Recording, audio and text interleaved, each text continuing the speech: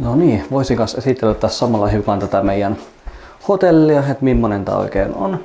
Tää on tämmönen oikein persoonallinen majapaikka, mitä nyt tän ekan kerran kun saavuttiin, katsoin, että mikä ihmeen varastoalue tää oikein on, että minne kai tää bussi oikein meidät jättää, että onko täällä yhtään mitään, mutta täältä löytyy tämmönen oikein mukava majapaikka, tosi persoonallisesti sisustettu ja täällä on tämmönen todella mukava olohuone. Ja moro vähis.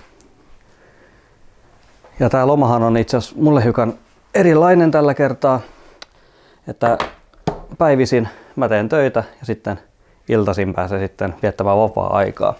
Et tällä mä oon itse saanut hyvin työn ja vapaa-ajan yhdistettyä, että tämmönenkin onnistuu. Ei muuta kuin töihin.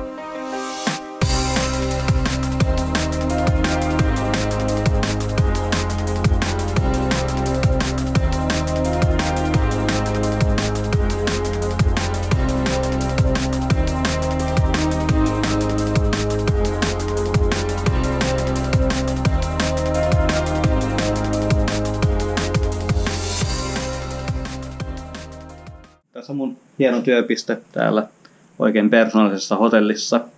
Sitten työpäivän jälkeen päässä sitten taas tonne noin hiukan katsomaan noita huippuvuoren maisemia ja ajateltiin tässä käydä lounaslenkillä Heiksen kanssa. Mennään siinä pikku tommonen hölkkälenkki tonne noin vähän kauemmas. Sitten työpäivän jälkeen päästään sitten koiravaljakkoajelulle. Tässä lounaaksi mä keittelen, itse on tuonut Suomesta ruokatarvikkeita, että tarvitsee lisätä kuumaa vettä. Sitten siitä saadaan lounaat nopeasti ja halvasti. Koska vaikka täällä nyt on huomattavasti halvempaa mitä Norjassa on, niin ei se kuitenkaan tarkoita sitä, että tää kuitenkaan mikään semmoinen kuin budjettimatkaajan kohde olisi välttämättä. Koska kyllä noi ravintolalounatkin maksaa kuitenkin huomattavan paljon. Ja se oikeastaan riittää, että kunhan niin kuin kerran päivässä syö ulkona, niin se riittää ihan meille. No niin, työpäivä saatu putkeen. Ja tästä sitten lähdetäänkin Dog Venturelle, eli koiravaljakkoajelulle. Onkohan toi itse asiassa meidän auto, joka tulee meidät hakemaan? Siinäkin lukee Green Dog Svalbard, eli saattaa olla. Mennään sillä koirien luo ja sitten päästään ajelulle.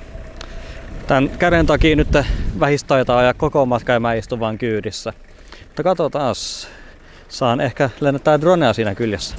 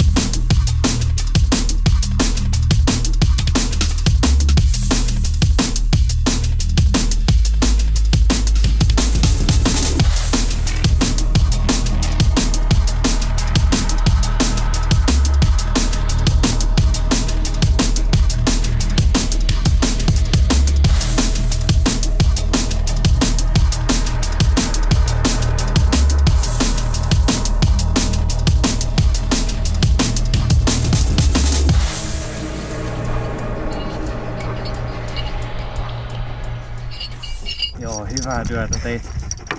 Good job.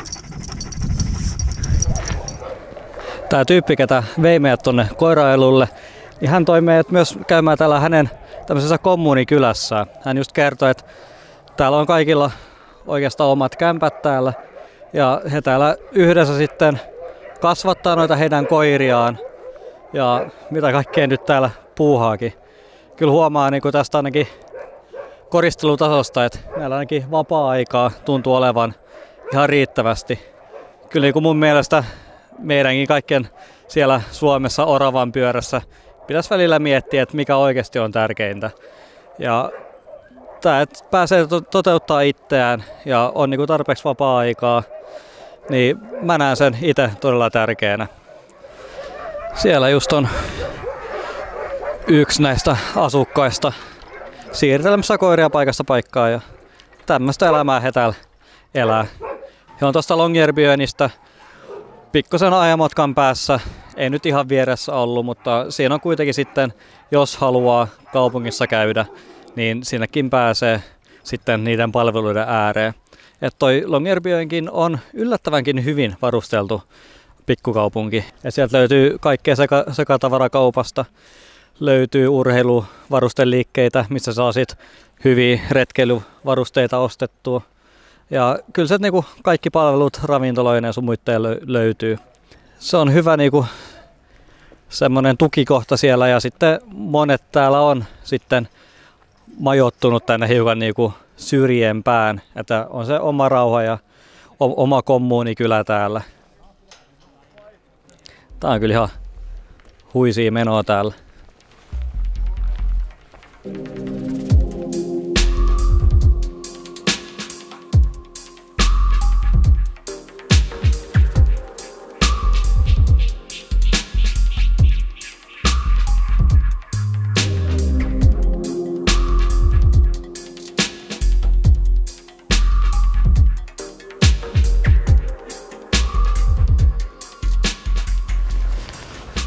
Tonne mennään. Korkeut semmonen 450 metriä. Tällä kertaa matkassa mukana oli myös paikallinen kaverimme Erkka. Hän toimisi myös meidän kiväärimiehenämme. Huippuvuorillahan edellytetään kantamaan kivääriä mukana, mikäli menee asutuskeskusten ulkopuolelle. Tämä siksi, että huippuvuorilla liikkuu jääkarhuja.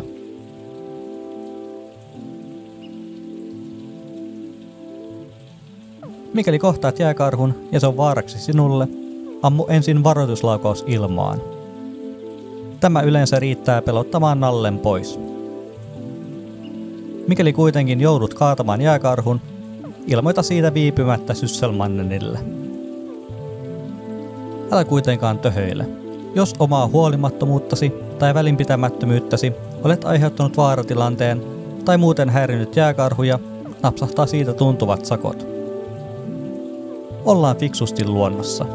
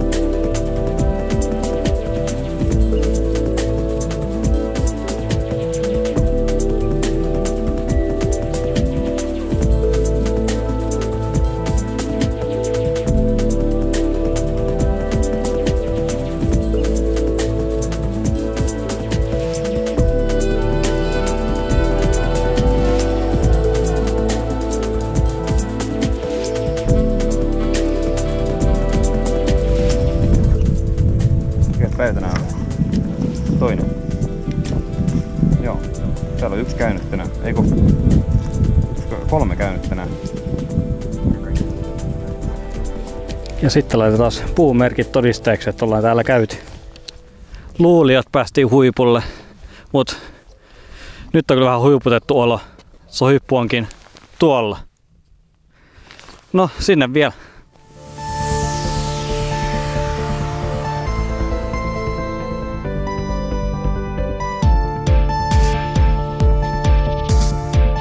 Nyt pääsi sitten oikealle huipulle. En mä tiedä mitä tästä muuta sen enempää sanot tähän väliin, kuin että täällä on oikein mainiot maisemat.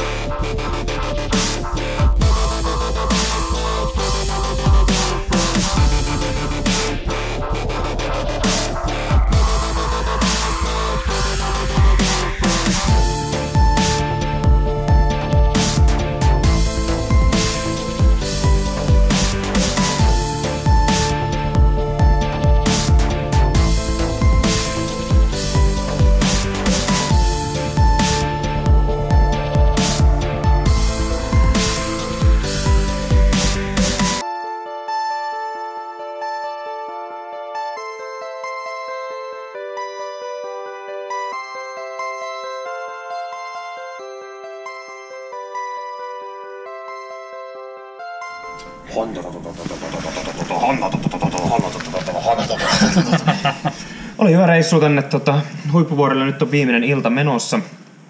Viikon varoitusajalla buukkailtiin lennot. Kiitos korona. Ensimmäinen asia, mistä kiitän koronaa, että oli edullinen reissu tänne.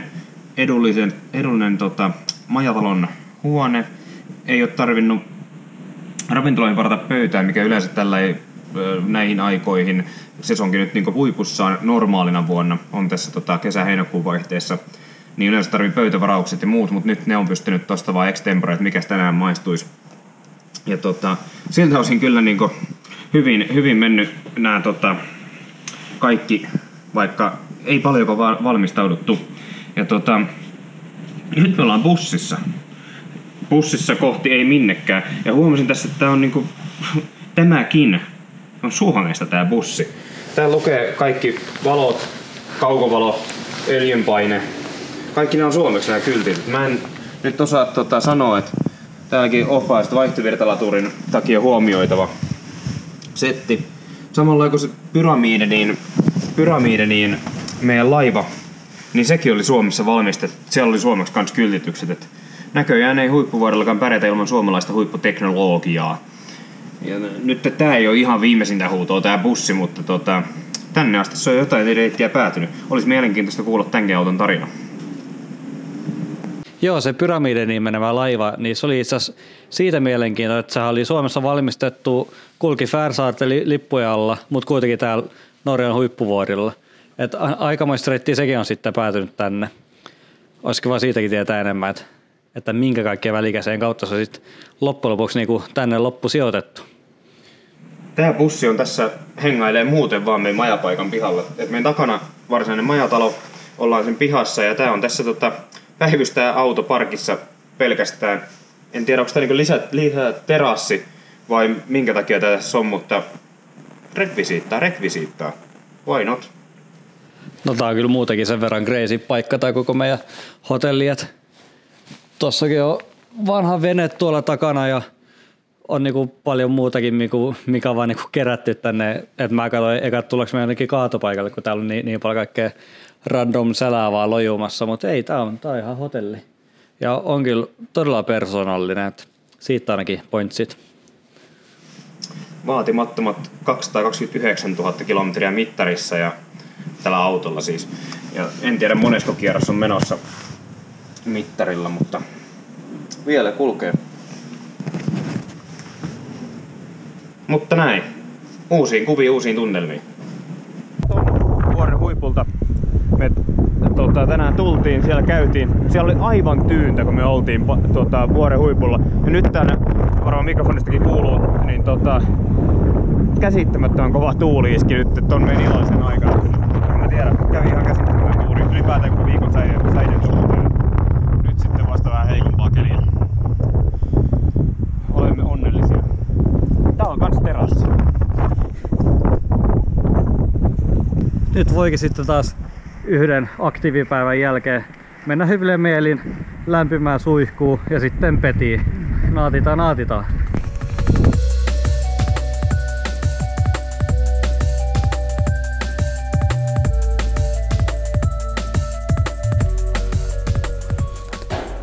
Sitten alkaakin olla jo viimeiset hetket täällä huippuvuorilla. Meidän lento lähtee tuossa muutamien tuntien päästä.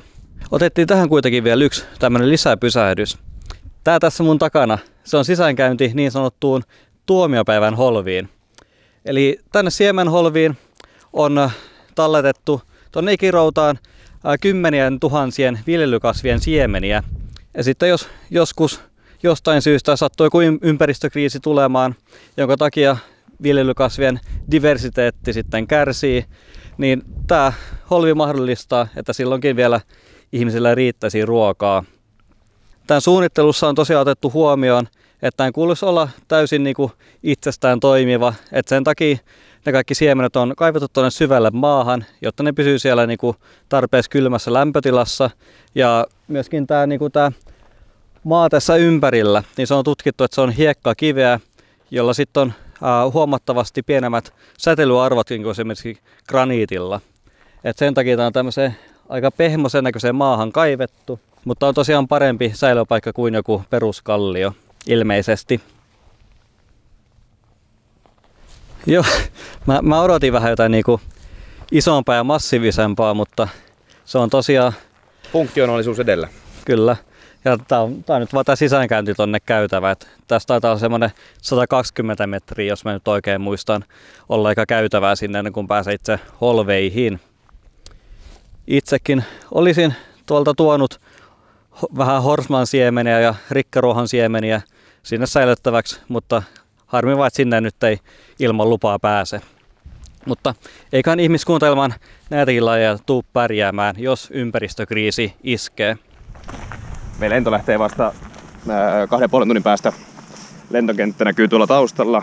Ei ole kovin iso. Eiköhän me aikaa saada siellä silti kulumaan korttipelien ja muiden parissa tai kuvaamalla Vaasa-kylttiä. Eli kyltti, joka näyttää missä päin on Vaasa ja kuinka kaukana. En tiedä miksi, mutta se siellä on.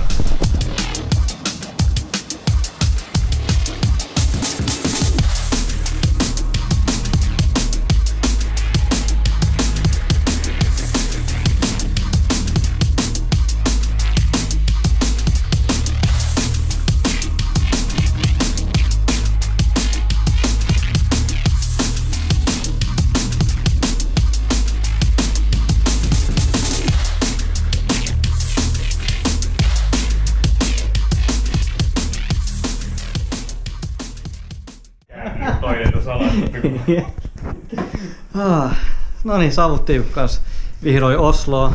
Nyt tällä kertaa ei ihan kerätty ennen auringonlaskua. Yleensä kyllä muuten joka päivä ehdittiin ennen auringonlaskua, jännä juttu.